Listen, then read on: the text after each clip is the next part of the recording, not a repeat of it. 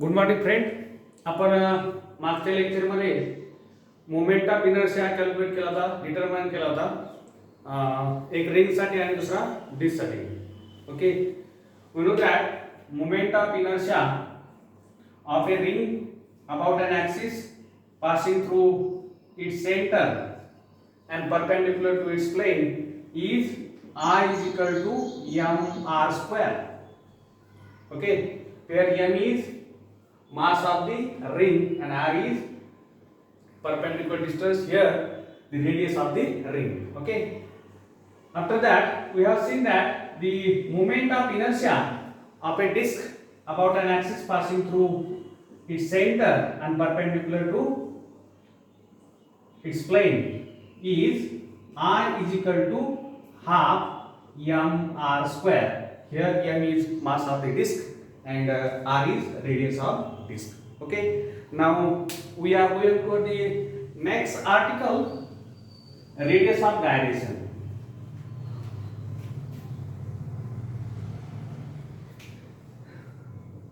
Radius of gyration. Okay, we can calculate the moment of inertia of any object by experimentally. Okay, we know that the expression for moment of inertia is I is equal to mr square. Okay, therefore we can say that moment of inertia of any body depends on first mass of object, and second is distribution of mass about axis of rotation. Okay, पण इथे अगोदरही तुम्हाला सांगितलं होतं moment of इनर्शियाचा general formula जो आहे तो I is equal to mr square आहे, बरोबर आहे. तर पहा ह्या फॉर्म्युल्यानुसार, जनरल फॉर्म्युल्यानुसार आपण काय म्हणू शकतो, मोमेंट ऑफ इनर्शिया मास वरती डिपेंड आहे, त्या बॉडीच्या, त्या ऑब्जेक्टच्या, आणि डिस्ट्रीब्युशन ऑफ मास वरती. आता डिस्ट्रीब्युशन ऑफ मास म्हणजे तुम्हाला डिटेल मी सांगितलं होतं. म्हणजे बॉडी आहे, तुम्हाला माहिती आहे बॉडीमध्ये नंबर ऑफ पार्टिकल्स असतात आणि ते नंबर ऑफ पार्टिकल जे आहेत त्या बॉडीमधले ते वेगवेगळ्या डिस्टन्स वरती सिच्युएट झालेले असतात, त्याच्यापासून ऍक्सिस ऑफ रोटेशन पासून. ठीक आहे, समजा हा एक पार्टिकल आहे, हा एक पार्टिकल आहे, हा एक पार्टिकल आहे, हा आहे. ठीक आहे, हे परपेंडिक्युलर डिस्टन्स r1 आहे, हे परपेंडिक्युलर डिस्टन्स r2 आहे, हे r3 आहे, हे r4 आहे. ठीक आहे, म्हणजे ऍक्सिस ऑफ रोटेशन पासून त्या मासेचं किंवा त्या पार्टिकलचं परपेंडिक्युलर डिस्टन्स म्हणजेच काय म्हणतो आपण त्याला, डिस्ट्रीब्युशन ऑफ मासेस. ओके, आता पहा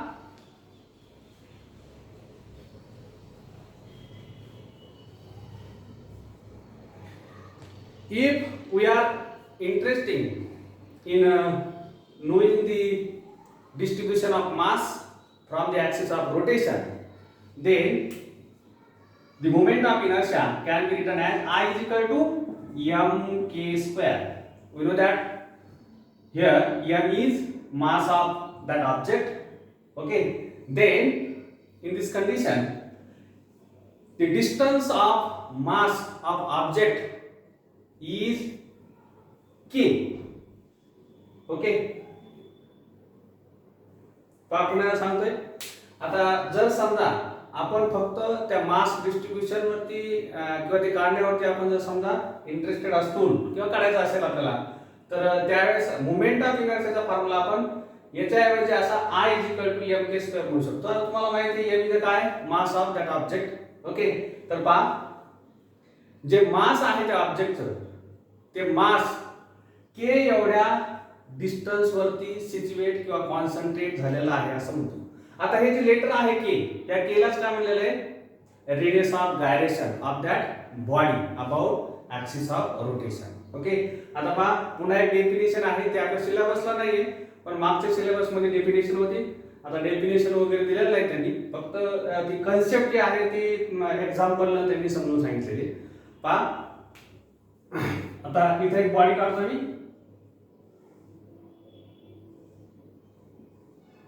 रिंग आहे,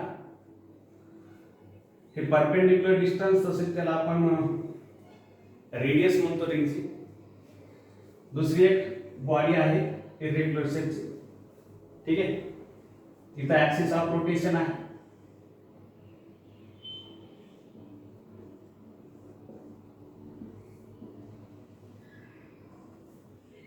ओके. तर पहा ज्यावेळेस इरेग्युलर शेपची बॉडी असते त्यावेळेस त्याचा जो सेंटर ऑफ मास जो असतो किंवा असा पॉइंट ज्या पॉइंट वरती त्या बॉडीचं होल मास जे आहे ते कॉन्सन्ट्रेट झालेलं असतं.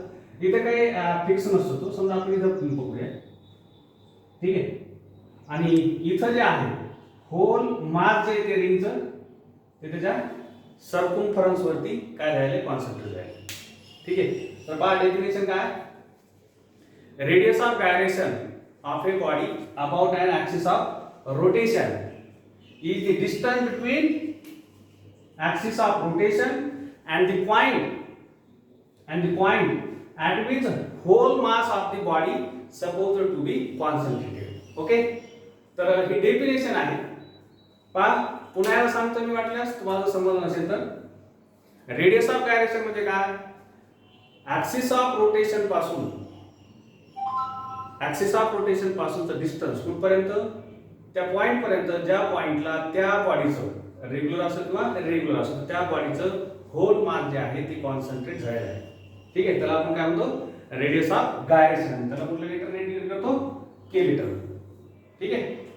तर पहा हे जे आपण फॉर्म्युला लिहिला I equal to m k square, याच्यावर आपण k square is equal to I divided by m लिहू शकतो, ठीक आहे.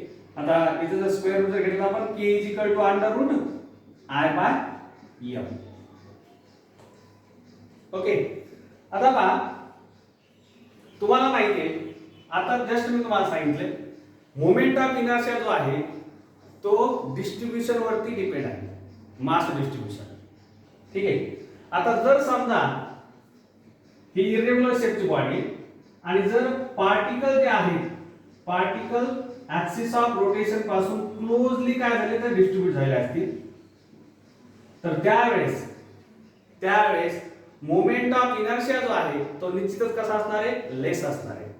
आणि जर मोमेंट ऑफ इनर्शिया लेस असेल तर ह्या फॉर्म्युलानुसार रेडियस ऑफ गायरेशन कसं असणार आहे, लेस असणार आहे, okay.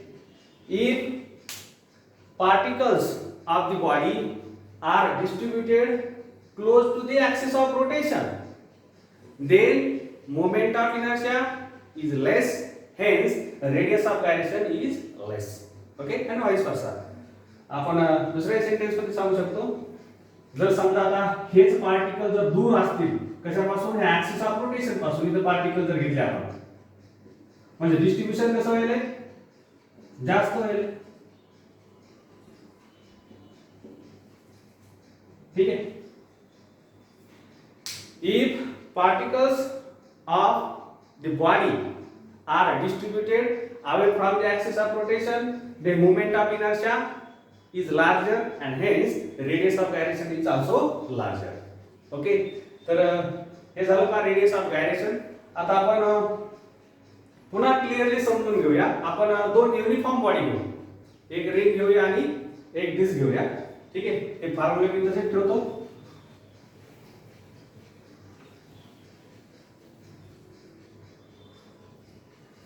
Consider uniform ring and uniform disc of same mass m and same radius r, ठीक आहे. दोन्ही बॉडी वाटल्यास मी इथे काढतो.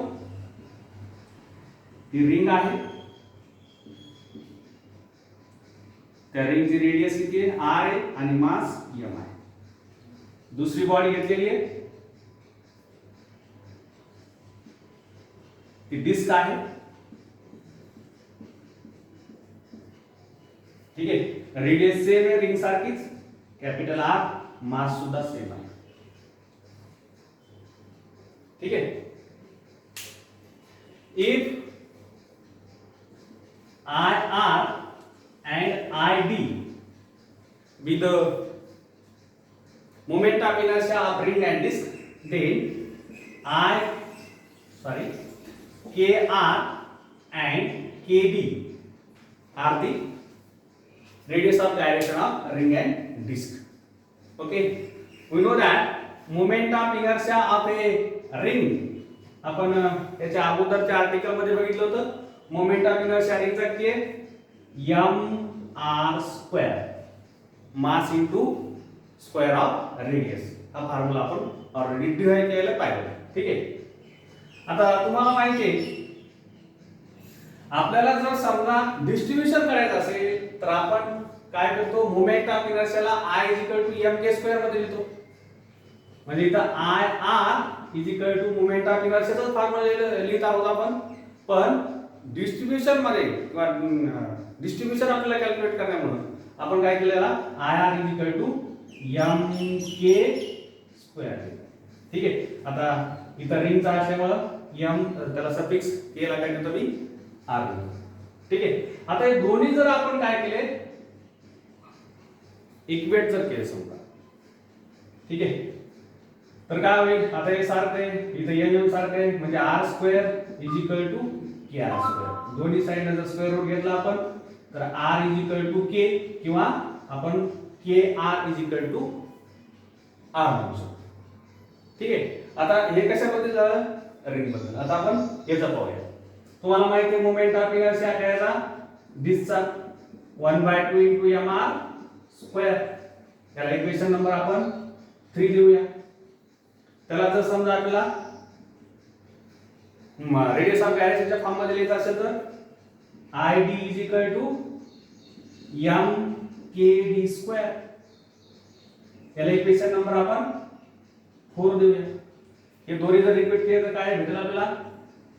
r² kd². ठीक आहे, पण आता इथं पहा, इथं 1/2 आहे बरोबर आहे. इथं आपण kr r लिहिलं. ओके, आता पहा स्क्वेअर रूट जर केलं तर काय होईल? kd r divided by square root of 2. ठीक आहे, आता हे 2 चा स्क्वेअर रूट 1 पॉइंट समथिंग आहे. तर पहा आपण जर दोन्ही हा फॉर्म्युला आणि हा फॉर्म्युला ज्याचा मास सारखं आहे पहा रिंगचं आणि डिस्कचं, दोन्हीचं मास सारखं आहे, दोन्हीची रेडियस सारखी आहे. पण पहा आपण इथं रेडियस ऑफ गायरेशन जर काढलं तर kr इथं r आलेलं कॅपिटल R. इथं पाहिलं तर kd r डिवाइडेड बाय √2 आलेलं आहे. √2 ची व्हॅल्यू काहीतरी असणार आहे, म्हणजे 1 पॉइंट समथिंग. ठीक आहे, आता 1 पॉइंट समथिंग ना आपण जर डिवाइड केला r ला तर ही व्हॅल्यू जी आहे येणारी व्हॅल्यू ही kr जे r आहे त्याच्यापेक्षा कशी येणार आहे? कमी येणार आहे. म्हणजे आपण याच्यावरून काय म्हणू शकतो? kd is less than kr. म्हणजे radius of gyration of disc is less than radius of gyration of ring. पहा, तर हे कशामुळे होते? In case of ring entire mass of the body is concentrated at a distance r. But in case of disk, the entire mass of the disk or body is concentrated from 0 to r. पहा आता पुन्हा एकदा सांगतो मी. आता ring मध्ये जे आहे त्याचं होल मास जे आहे ते कुठं कॉन्सन्ट्रेट झालेले? r वरती. आता याच्यामध्ये जर पाहिलं आपण कशामध्ये? डिस्क मध्ये. तर डिस्क मध्ये जे मास आहे डिस्कचं ते डिस्ट्रीब्यूट झालेलं आहे. ते डायरेक्ट त्या r वरती कॉन्सन्ट्रेट झालेलं नाही, ते डिस्ट्रीब्यूट झालेलं आहे. कशापासून? 0 पासून ते r पर्यंत. इथं 0 ऍक्सिस ऑफ रोटेशनला 0 पासून ते r पर्यंत डिस्ट्रीब्यूट झालेलं आहे. ठीक आहे, तर पहा त्याच्यामुळं इथं रेडियस ऑफ गायरेशन रिंगचं जास्त आहे कशापेक्षा? डिस्कपेक्षा. ठीक आहे, समजतंय तुम्हाला? तर पहा आपण हे radius of gyration he concept समजून घेण्याचा प्रयत्न केलेला आहे. याच्यात जर तुम्हाला काही प्रॉब्लेम असेल तर तुम्ही विचारू शकता. इथं आपण स्टॉप करू.